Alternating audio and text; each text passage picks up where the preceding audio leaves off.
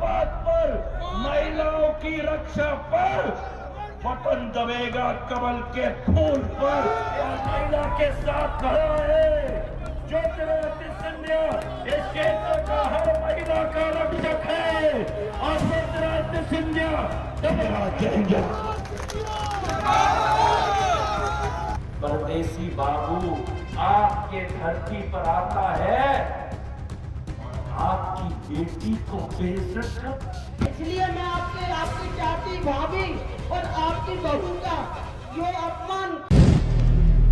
अगर आप भी लेना चाहते हैं देश दुनिया की तमाम जानकारी तो आज ही सब्सक्राइब करें हमारे चैनल को। साथ ही नीचे दिए बेल आइकन को जरूर दबाएं ताकि हर अपडेट आप तक पहुंच सके। नमस्कार, आप देख रहे हैं प्रभा साक्षी न्यूज नेटवर्क और आज हम बात करेंगे मध्य प्रदेश उपचुनावों की।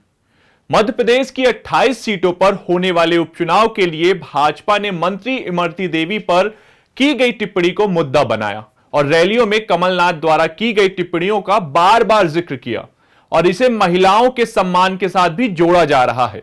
इतना ही नहीं, इमरती देवी भी मौका भुनाने की पूरी कोशिश कर रही हैं। जैसे जैसे उपचुनाव की तारीख पास आती जा रही है, ठीक उसी प्रकार विवादित बयान भी बढ़ते जा रहे हैं। आज हम हालिया विवादित बयानों को आपको सुनाने वाले हैं।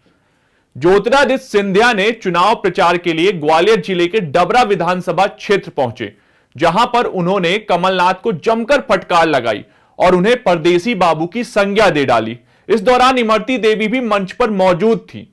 सिंधिया द्वारा परदेसी बाबू का जिक्र किए जाने के साथ ही इमरती देवी भावुक हो गईं। बाबू मेरी धरती पर आता है, परदेसी बाबू आपके धरती पर आता है और आपकी बेटी को बेइज्जत करता है।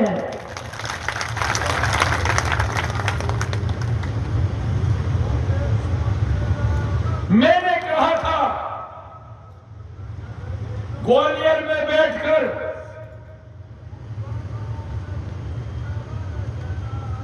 कि स्वागत होना चाहिए जो भी आना चाहता है ग्वालियर चंबल में।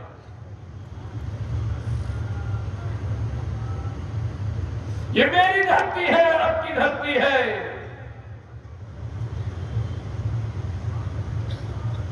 और बाहर वालों का हम स्वागत करते हैं। इसलिए मैं आपकी चाची भाभी और आपकी बहू का जो अपमान कमलनाथ ने, जो मैंने विकास की मांग की है और कमलनाथ ने मुझे 1 रुपया 1.5 साल में नहीं दिया, 1 रुपया।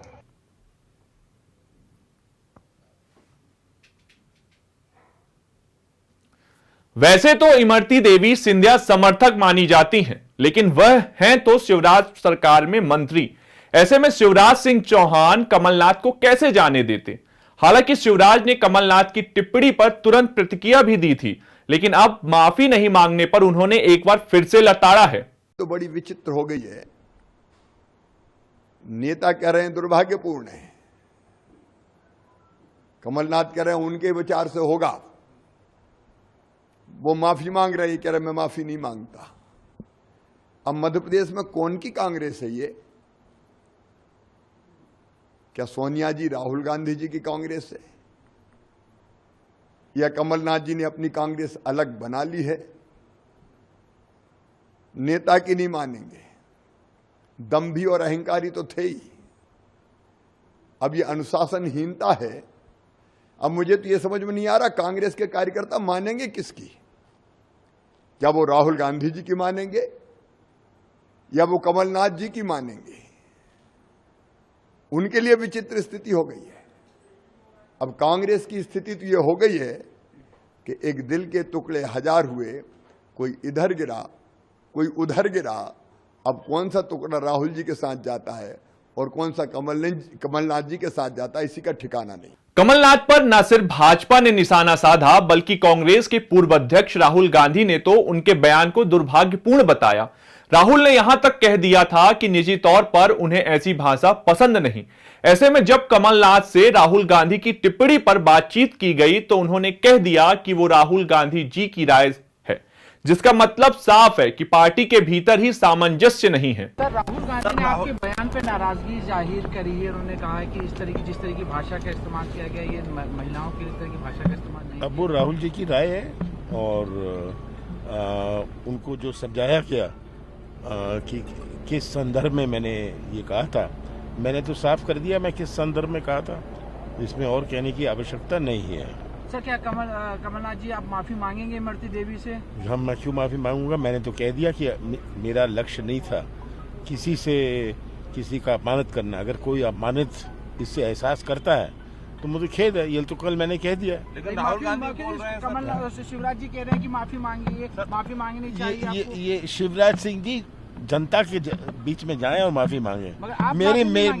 मैंने तो खेद व्यक्त कर दिया है। लेकिन सर राहुल गांधी नाराज हो रहे हैं इसके बाद सर, आपको क्यों चिंता है? भाजपा ने भले ही इमरती देवी की टिप्पणी को मुद्दा बनाया हो, लेकिन उन्होंने अपने मंत्री बिसाहू लाल की अभद्र टिप्पणी पर चुप्पी साध ली। वहीं भाजपा की एक और नेता है जो अपने बयान की वजह से सुर्खियों में छाई रही, उनका नाम है उषा ठाकुर। उन्होंने तो साफ शब्दों में यह कह दिया कि मदरसों में आतंकी पैदा होते हैं। सुनिए उनका पूरा बयान। संविधान की अलग परिभाषा करना, बच्चे बच्चे होते हैं, विद्यार्थी विद्यार्थी होते हैं, इसलिए मैं तो कि भाई सबकी सामूहिक शिक्षा होनी चाहिए। धर्म आधारित शिक्षा कट्टरता पनपा रही है, विद्वेष का भाव फैला रही है। सब बच्चों को सामूहिक रूप से समान शिक्षा दी जानी चाहिए। कौन सी संस्कृति पढ़ा रहे बंधु? यदि आप इस देश के नागरिक हैं तो आप देखिए कि सारा कट्टरवाद, सारे आतंकवादी मदरसों में पले और बड़े हैं। जम्मू कश्मीर को आतंकवादियों की फैक्ट्री बना के रख दिया था। तो ऐसे मदरसे जो राष्ट्रवाद से, जो समाज की मुख्य धारा से नहीं जोड़ सकते, उनको हमें समुचित शिक्षा के साथ जोड़कर समाज को सबकी प्रगति के लिए एक साथ आगे ले जाना। देखिए अभी असम में ये करके दिखा भी दिया, ठीक है ना, कि मदरसे बंद। राष्ट्रवाद के बाधा जो भी डालेगा, ऐसी सारी चीज़ें राष्ट्रहित में बंद होनी चाहिए। शासकीय सहायता बंद होनी चाहिए। वक्फ बोर्ड अपने आप में खुद बहुत सक्षम समर्थ संस्था है। यदि कोई निजी तौर पर अपने धार्मिक संस्कार देना चाहता है तो हमारा संविधान उसको छूट देता है।